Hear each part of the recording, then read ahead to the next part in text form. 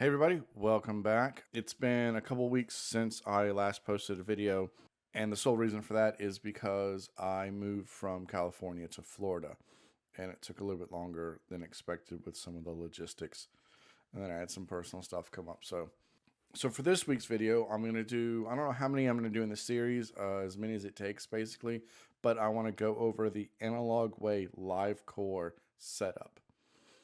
Now, I know a year ago, Analog Way released a new level, so this might be a little bit phased out, but this is just more for people. Maybe you're using an Ascender, or maybe you just got a new one because you got it used and they're getting phased out. Maybe there's one installed where you work.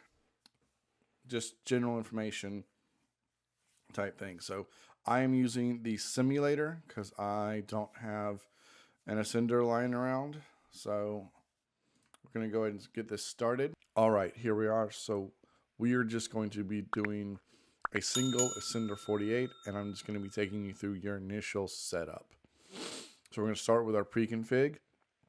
We can set to an internal rate and then set what that rate will be. 5.9 or 6 normally works best, but you can also do it off external rate and then set what input you want to get that rate from. So I always keep it internal, keep it at 60, you'll be fine. Since this is a single Ascender, we don't need to worry about any links. So we're going to run past that. I'm going to be using all of my outputs, so I don't want to rearrange any resources because then I don't have anything to use on those outputs. So what we're going to do is I'm going to do a 2 projector blend for my first screen. I'm going to label it blend. I'm going to shrink that up because I don't need it. And then I'm going to do DSMs, and I'm going to do record. And yes, it's only one DSM. You can make 2 of these DSMs, whatever you like. When I did my training on these, I was told to always turn these on, and I do it anyways. This is more for if you needed to make a specific input your native background, this will already be enabled. I don't know if I've ever actually done it, but it's nice to set up. These you do have to every time because otherwise you cannot set a frame as a native background. And last but not least, as far as the frames go, there are sets, and you just tell it where it needs to look to make those sets. So typically if I do a 2 projector blend or a 3 projector blend, I set it up as frame 1 and 2 or 1, 2, 3, depending on what the scenario is. And then my DSMs, I normally don't have one, so I'm going to leave that blank as color. But my record, I will throw another image in that as well. And last but not least, on the pre-config, we have our our miscellaneous, where we can do dynamic fits, basic or default, pip colors, and downstream key colors.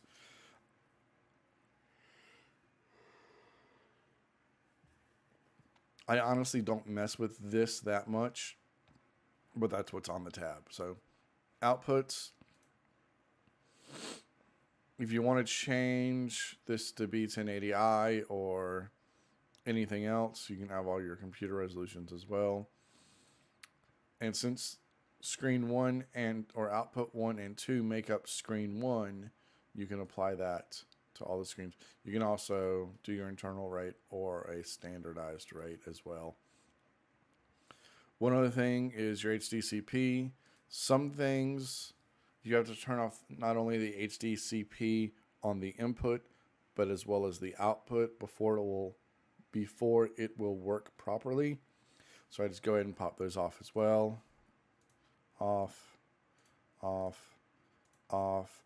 And honestly, for our record and our DSMs, I'm going to leave those as P. Actually, I'm going to take that back. I'm going to change this to I for the record because I want to.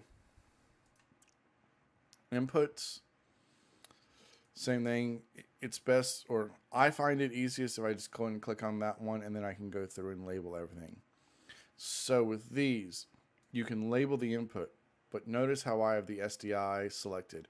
If I type in a label here, but I'm actually plugging up the DVI, the label isn't going to cross over. You're literally labeling it for every port or plug that's on the back for input 1. So typically, and I'm going to just emulate a show that I've done in the past. Let's scoot over.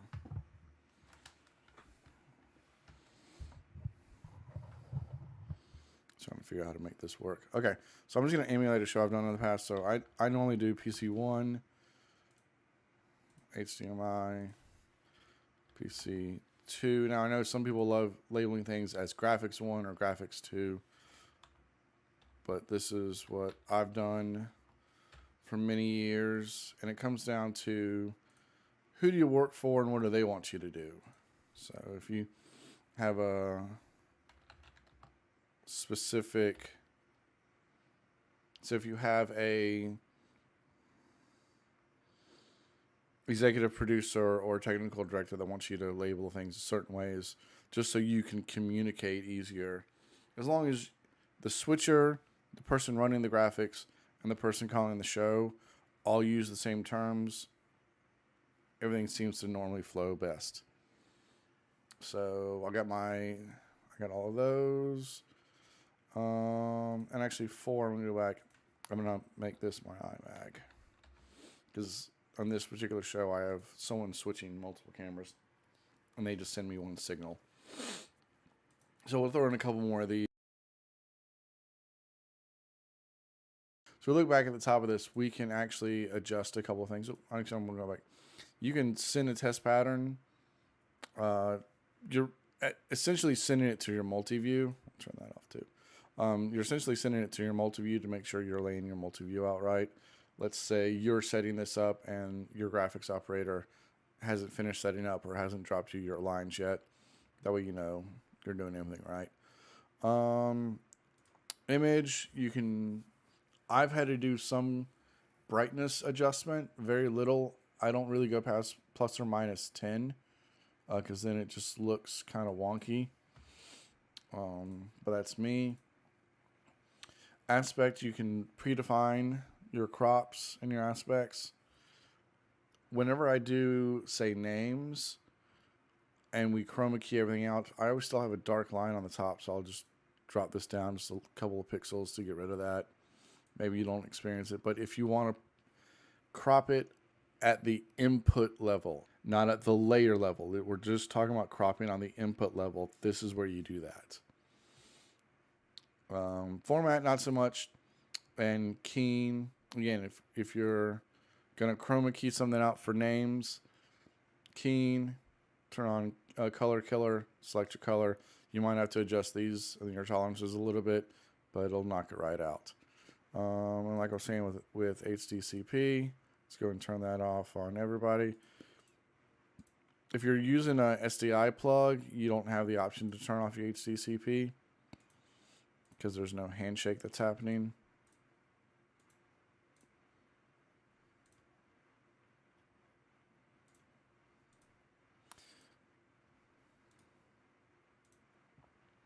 There we go.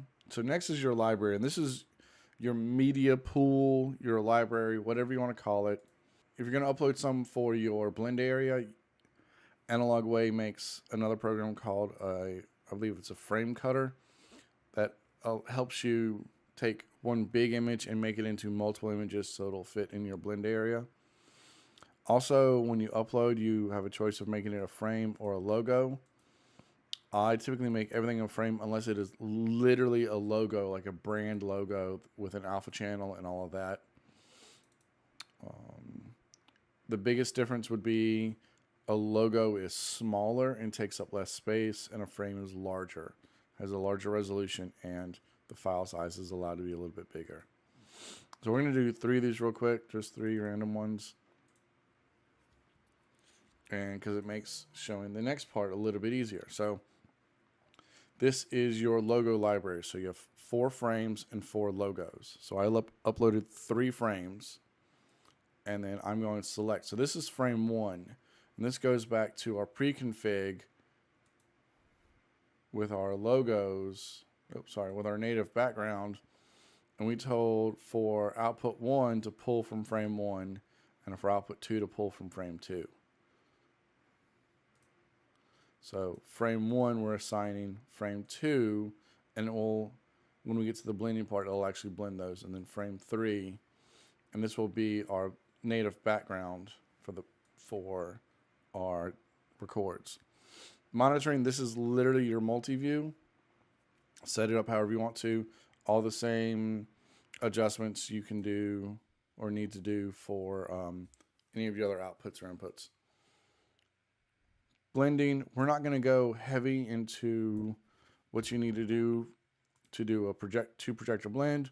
We'll just say this is where you tell the analog way that you're doing a 2 projector blend, how big your blend area is going to be. This is where you do your feathering for all of output 1, for the cross area, and for output 2. Something I always forget to do is turn blending on. Normally after about 20 minutes I remember to do that, and that helps to make it look not so funky. So services, you can do your update if you just download an update file. This is a very important tab, and I cannot stress that enough.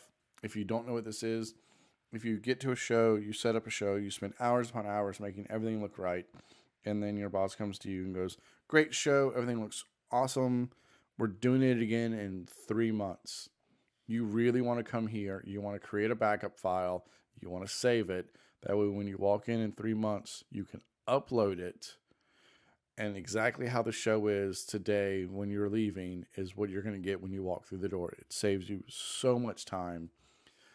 I've done this on shows I do once a year, and 3 years later, I may change the looks, I may change the layouts, some of that stuff, but at least I still have corporate branded or corporate approved colors for my borders and backgrounds.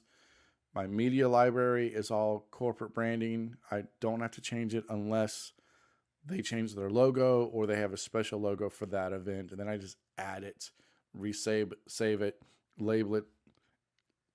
label each year accordingly. So control, you can, if you wanted to do a factory reset, you can reset the entire thing. You actually reset it and it'll save a couple things, or just out of the box reset it. Or if you just need to reset one thing, like all of the input settings, all of the memories, all of the monitor memories, you just want to wipe your logos, things like that, you can just delete individual things. Auto calibrate, I've never used this button, but now that I've seen that it's here, because I didn't really know it was here, I do want to get on a show and just plug everything up and just hit go and see what it does. See if it actually reads all my active inputs or not. But then again, I have to wait for my graphics guy to drop all of his lines to me, and then I can do it. So it'll be something to play around with. So I'm going to stop it there because I'm trying to keep this to a certain timestamp. Next week, we're going to go over how to build different looks, how to save them as memories, how to save master memories, and how to navigate and keep everything organized. So thanks so much for watching. I'll see you next time.